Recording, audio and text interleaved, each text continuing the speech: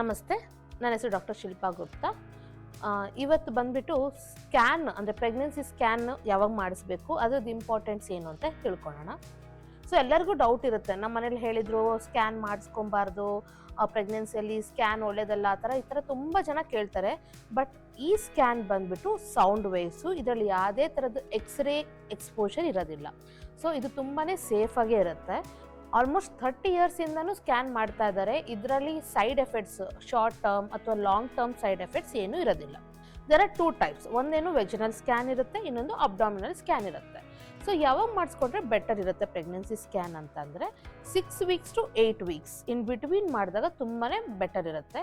ಅಂದರೆ 1.5 to 2 months of pregnancy. So pregnancy confirm ನೀವು ಹೇಗೆ ಮಾಡ್ತೀರಾ, ಒಂದು ಯೂರಿನ್ ಪ್ರೆಗ್ನೆನ್ಸಿ ಟೆಸ್ಟ್ ಮಾಡಿಸ್ತೀರಾ ಅಥವಾ ಬ್ಲಡ್ ಟೆಸ್ಟ್ ಮಾಡಿಸ್ತೀರಾ. ಅದಾದಮೇಲೆ ಪ್ರೆಗ್ನೆನ್ಸಿ ಪಾಸಿಟಿವ್ ಇದೆ ಅಂದ ತಕ್ಷಣ ಅದು ಗರ್ಭಕೋಶದಲ್ಲೇ ಇರಬೇಕು ಅಂತೇನಿರಲ್ಲ. ಸೊ ಇಂಪಾರ್ಟೆಂಟ್ ಏನೇನಾಗುತ್ತೆ ಅಂದರೆ, ನಾವು ಫಸ್ಟ್ 6 to 8 ವೀಕ್ಸ್ ಸ್ಕ್ಯಾನ್ ಮಾಡಿದಾಗ ವೆದರ್ ಪ್ರೆಗ್ನೆನ್ಸಿ ಗರ್ಭಕೋಶದ ಒಳಗಿದೆಯಾ ಅಥವಾ ಹೊರಗಡೆ ಇದೆಯಾ ಅಂತ ನೋಡ್ತಾರೆ. ಹೊರಗಡೆ ಅಂದರೆ ಟ್ಯೂಬಲ್ ಆಗಿರ್ಬೋದು, ಓವರಿ, ಬೇರೆ ಕಡೆ ಎಲ್ಲಾದರೂ ಸರ್ವಿಕ್ಸು, ಈ ಥರ ಎಲ್ಲಾದರೂ ಅದನ್ನು ಬೆಳವಣಿಗೆ ಆಗಿರ್ಬೋದು. ಅದಕ್ಕೆ ನಾವು ಎಕ್ಟೋಪಿಕ್ ಪ್ರೆಗ್ನೆನ್ಸಿ ಅಂತ ಹೇಳ್ತೀವಿ. So ectopic pregnancy is not good. ಅದ್ರ ಬಗ್ಗೆ ನಾನು ಇನ್ನೊಂದು ಟಾಪಿಕ್ ಕವರ್ ಮಾಡ್ತೀನಿ. ಈಗೇನಾಗುತ್ತೆ ಅಂದರೆ, ನಿಮಗೆ ಇಂಟ್ರಾಯೂಟ್ರೈನ್ ಅಂದರೆ ಯೂಟ್ರಸ್ ಒಳಗೆ ಅದು ಪ್ರೆಗ್ನೆನ್ಸಿ ಇರಬೇಕಾಗುತ್ತೆ. ಬಿಫೋರ್ ಸ್ಕ್ಯಾನ್ ಮಾಡೋಕ್ಕೂ ಮೊದಲು ನಾವು ಎಂಟಿ ಬ್ಲಾಡರ್ ಮಾಡಿಬಿಟ್ಟು, ಅಂದರೆ ಯೂರಿನ್ ಎಲ್ಲ ಪಾಸ್ ಮಾಡಿಬಿಟ್ಟು ವೆಜಿನಲ್ ಥ್ರೂ ಮಾಡ್ತಾರೆ. ಸೊ ನೆಕ್ಸ್ಟ್ ಕ್ವಶನ್ ಏನಿರುತ್ತೆ ಅಂದರೆ, ವೆಜನ ಸೇಫಾ, ವೆಜಿನಲ್ ರೂಟ್ ಆದರೆ ಏನು ಪ್ರಾಬ್ಲಮ್ ಆಗುತ್ತಾ? ಇಲ್ಲ, ವೆಜಿನಲ್ ರೂಟಲ್ಲಿ ಸ್ಕ್ಯಾನ್ ಮಾಡಿದಾಗ ನಮಗೆ ಚೆಂದ ಗರ್ಭಕೋಶ ಕೆಳಗಿರೋದ್ರಿಂದ ಅದರೊಳಗಿರೋ ಮಗು ಎಲ್ಲ ಚೆನ್ನಾಗಿ ಕಾಣುತ್ತೆ. ಇದನ್ನ ನಾವು ನೆಕ್ಸ್ಟ್ ವಯಬಿಲಿಟಿ ಅಂತಲೂ ಹೇಳ್ತಾರೆ. ಇದಕ್ಕೆ ಅಂದರೆ ಮಗುದು ಹಾರ್ಟ್ ಬೀಟ್ ಬಂದಿದೆಯಾ ಅಂತ 6 to 8 ವೀಕ್ಸಲ್ಲಿ ಗೊತ್ತಾದರೆ ಅದು ವಯಬಲ್ ಇದೆಯಾ, FHS ಅಂದರೆ ಹಾರ್ಟ್ ಬೀಟ್ ಚೆನ್ನಾಗಿದೆ ಅಂತ ಗೊತ್ತಾಗುತ್ತೆ. ಅದಾದಮೇಲೆ ಏನೋ ಒಂದು ಎಕ್ಟೋಪಿಕ್ ಬಗ್ಗೆ ಗೊತ್ತಾಗುತ್ತೆ, ಇನ್ನೊಂದು ಸೆಕೆಂಡ್ ಏನು ನಾನು ಹೇಳ್ದಂಗೆ ಹಾರ್ಟ್ ಬೀಟ್ ಬಂದಿದೆಯಾ, ವಯಬಿಲಿಟಿ ಇದೆಯಾ. ಸೊ ಥರ್ಡ್ ಇಂಪಾರ್ಟೆಂಟ್ ಏನಾಗುತ್ತೆ, ಏನಾದರೂ ಬ್ಲೀಡಿಂಗ್ ಆಗ್ತಾ ಇದೆಯಾ ಅಂದರೆ ಮಗು ಸುತ್ತ ಬ್ಲೀಡಿಂಗ್ ಇರ್ಬೋದು ಅಥವಾ ಕೆಳಗಿಂದ ಬ್ಲೀಡಿಂಗ್ ಆಗಿದ್ರೆ ಇವ್ರಿಗೂ ಈ ಸ್ಕ್ಯಾನ್ ಮಾಡಿದಾಗ ನಮಗೊಂದು ಅರ್ಥ ಆಗುತ್ತೆ, ಏನಾದರೂ ಸಬ್ಕೊರಿಯಾನಿಕ್ ಹೆಮೊರೇಜ್ ಆಗಿದೆಯಾ, ಏನಾದರೂ ಇದೆಯಾ ಅಂತ ಗೊತ್ತಾದಾಗ ಅದಕ್ಕೆ ಬೇಕಾದ ತರಹದ ಪ್ರೊಜೆಸ್ಟ್ರಾನ್ ಸಪೋರ್ಟ್ ಆಗಿರ್ಬೋದು, ಏನಾದರೂ ಆಗಿದ್ರೆ ಗೊತ್ತಾಗುತ್ತೆ. 4ನೇದೇನು ಅಂತಂದರೆ, ಇದು ಡೇಟಿಂಗ್ ಸ್ಕ್ಯಾನ್ ಅಂತಲೂ ಹೇಳ್ತೀವಿ.